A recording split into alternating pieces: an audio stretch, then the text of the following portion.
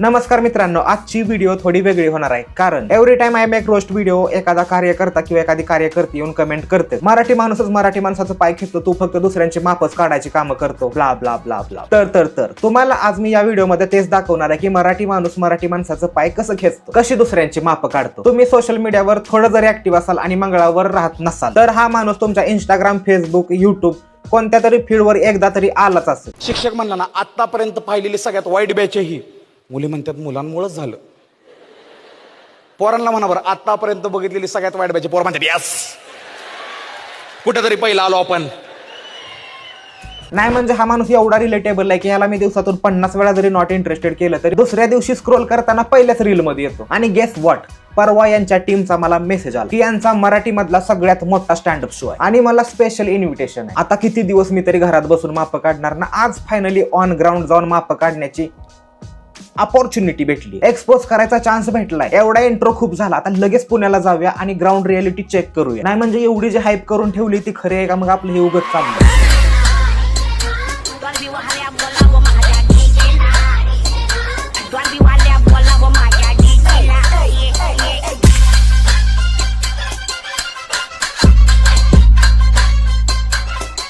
बघा, एक असतं रील्सवर व्हायरल होणं आणि एक असते लिगसी। म्हणजे तुम्ही रील्स टाकून फॉलोअर्स तर वाढवू शकता, पण त्याच फॉलोअर्सला ऑडिटोरियम पर्यंत आणणं इट्स व्हेरी डिफिकल्ट। ते पण तिकीट विकून आणायचं, असं फुकट कुणाला नाही बोलवायचं। आणि त्यात हे प्रत्येक शो नंतर स्टोरी टाकतात की गच्च हाऊसफुल शो केलाय। मग आपलं असंच आहे, आपण डोळ्यानं बघितल्याशिवाय विश्वासच ठेवत नाही, कारण आजकाल स्वतःचीच लाल करून घेणाऱ्यांची महाराष्ट्रात कमी आहे का?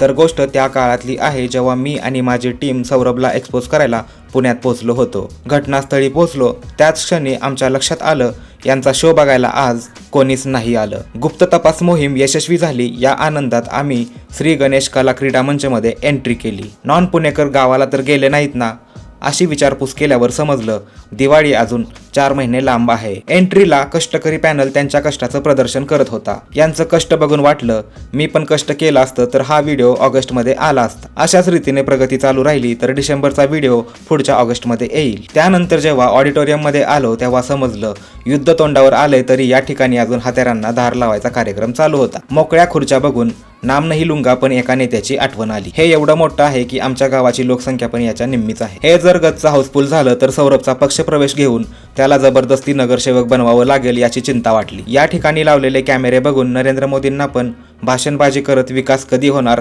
हे सांगायचा मोह आवरला नसता। जल्दी वहां से हटो,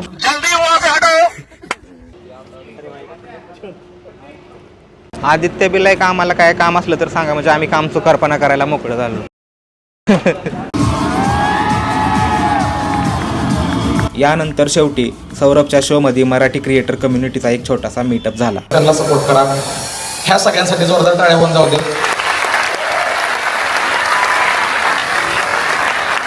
आणि प्लीज प्लीज प्लीज मराठी माणसाला जिथं क्वालिटी कॉन्टेंट दिसते सपोर्ट करा। आज ज्या प्रकारे हे सगळं झालं, next time Saurabh Bhosale special Marathi YouTube fan fest झाला पाहिजे याची मी त्यांना विनंती करतो।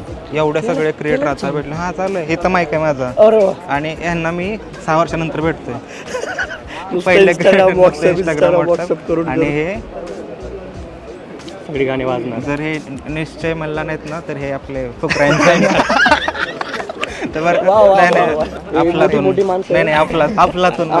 अफलातून नावासारखाच माणूस आहे एकदम।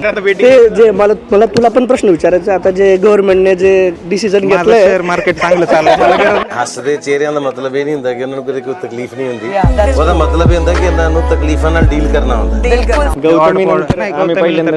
सिंहगडवाले आपले मित्र आहेत, आपल्या बरोबर ते फक्त यायला होते लोणावळ्याला। हा, आणि गौतमी बरोबर आम्ही भेटलेलो। नाही, गौतमीच्या गाण्याचं शूटिंग आणि मस्त राडा करून टाकायचा।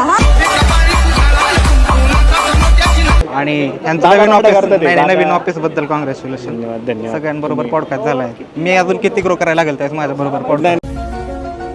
ये फंस गया सीएम, इसे पार्टी की मीटिंग समझ के फंस गया। सॉरी मित्रांनो, तुमच्या बेस्ट व्लॉगरला, महाराष्ट्राच्या बेस्ट व्लॉगरला थोड्या वेळासाठी घेऊन जातोय। कुठं चाललं आमचा ड होऊन जातो, ज्या दिवशी वेळ म्हणायचं।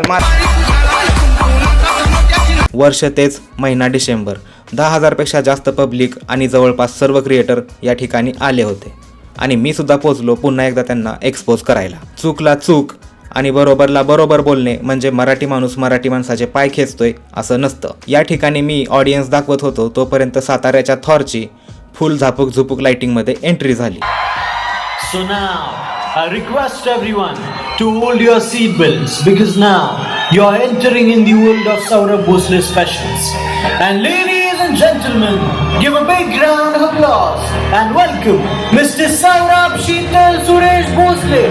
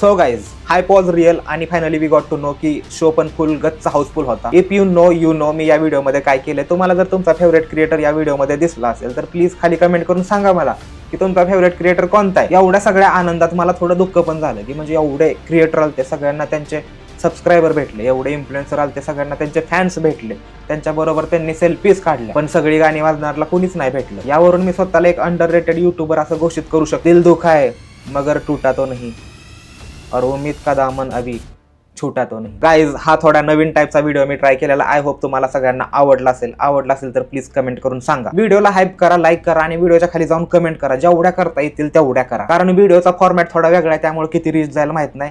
त्यामुळं कमेंट ब्लॉक सपोर्ट झाला पाहिजे. जय सगळी गाणी वाजणार मित्रमंडळ. लावा गाणं. तू शांती ठेव पण मी त्या रंगेला पटवणार आहे. काय दान काय तो